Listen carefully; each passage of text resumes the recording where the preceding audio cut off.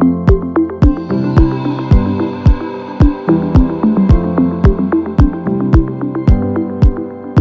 school, we have a trip to Costa Rica and a trip to China, and those happen every other year. We also have an exchange trip with a school in France, La Source. It's really interesting for us to take our students to France because it gives them an opportunity to practice the French language outside of the school and to really use all their skills in language in an authentic situation. Our students come to our school to really learn the Chinese language. So when they are actually going on this trip, they really get to see how the language is being used in a very authentic environment. We say the authentic environment is really the authentic classroom. So that really to make that connection. In the trip to Costa Rica, the students help out the local community and get fully immersed in the local culture. So in the past, they've repainted the school. They've taught students English classes. They've made cement roads. They cleaned up the community center.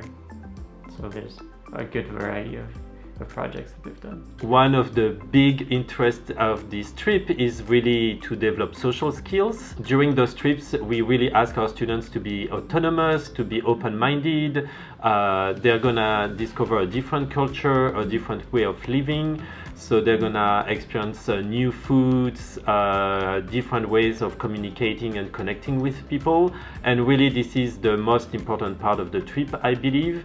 There's a period of time that students, they are living in the host families. They need to know how to respect the host family and their culture, their routines, their lifestyle, because they come into this host family kind of started as a guest.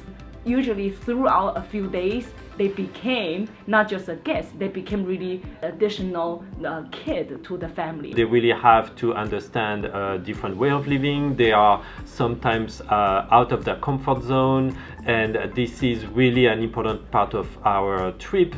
We want our students to be exposed to something that is different than the bubble they are used to live in. In French, we have an expression that says les voyages forment la jeunesse.